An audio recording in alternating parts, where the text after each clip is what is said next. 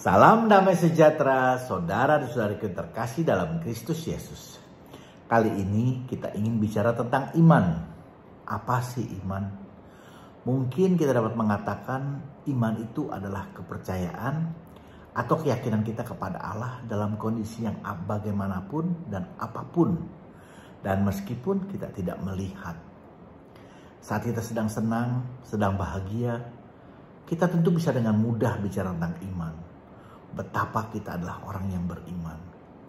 Tapi bagaimana saat kita sedang terpuruk, sedang sakit, sedang jatuh?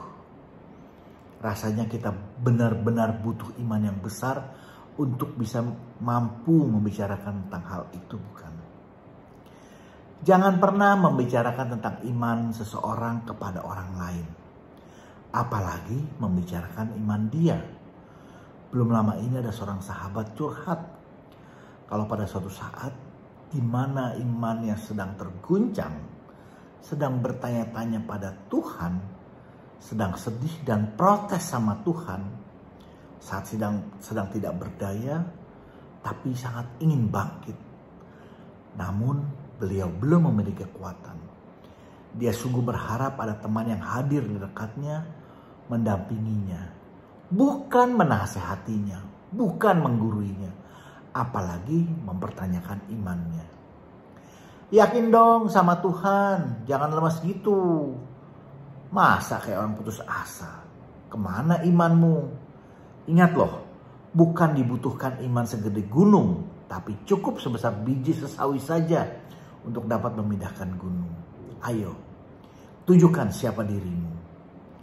Sepenggal pembicaraan di atas, sepintas terlihat bagaimana seorang sahabat berusaha memberikan motivasi, menyemangati, menasehati, dan mengajak sahabatnya untuk bangkit dari keterpurukan, melawan semua yang dialami. Tapi, pernahkah berpikir bagaimana dari sisi sahabatnya itu?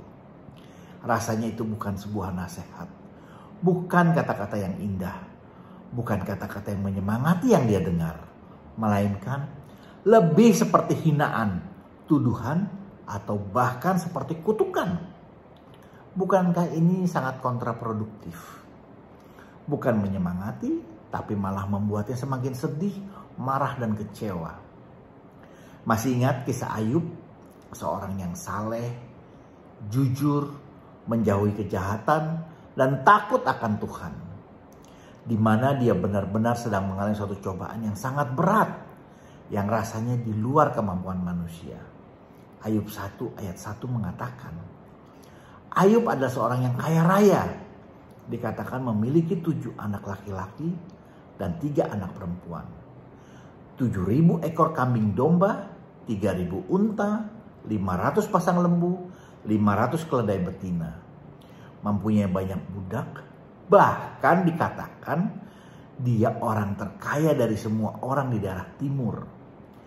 Namun hanya dalam waktu seketika, semua kekayaannya lenyap hilang di telan bumi. Tapi apa yang kita baca di Alkitab? Iman Ayub tetap teguh. Bahkan Ayub 1 ayat 21 mengatakan, dengan telanjang aku keluar dari kandungan ibuku. Dengan telanjang juga aku akan kembali ke dalamnya. Tuhan yang memberi, Tuhan yang mengambil. Terpujilah nama Tuhan. Ternyata bagi Ayub, kekayaan dan harta benda bukan apa-apa. Hingga si jahat kembali mencobai Ayub. Kesehatan Ayub pun diambil oleh si jahat. Tapi Ayub tetap tidak menyalahkan Allah. Bahkan istrinya saja sampai gregetan dengan iman Ayub ini. Juga ada 3 orang sahabat Ayub, yaitu Elifas orang Teman, Bildad orang Suah, juga Jofar orang Naamah, yang bersimpati setelah mendengar nasib Ayub. Dikatakan mereka datang untuk turut berbelasungkawa dan menghibur Ayub. Bahkan mereka turut duduk di tanah mendampingi Ayub selama 7 hari dan 7 malam. Karena mereka melihat betapa berat penderitaan Ayub. Namun kemudian mereka juga gak tahan. Mereka berusaha untuk menasihati Ayub. Mengajak Ayub untuk berefleksi. Meski niat awalnya sangat baik, namun hal ini ternyata malah membuat Ayub kecewa dan sedih. Bahkan Ayub 16 ayat 2 mengatakan, penghibur sialan kamu semua. Dan Ayub 19 ayat 2 juga dengan gamblang mengatakan, berapa lama lagi kamu menyakitkan hatiku dan meremukkan aku dengan perkataan. Ternyata meski tergoncang dan dalam kesesakan yang begitu hebat, Ayub tetap memelihara imannya, tetap menunjukkan imannya. Dia tidak melakukan dosa. Kata Ayub, selama roh Allah masih ada dalam lubang hidungku, bibirku tidak akan mengucapkan kecurangan. Lidahku tidak akan melahirkan tipu daya. Dia tetap teguh dalam iman.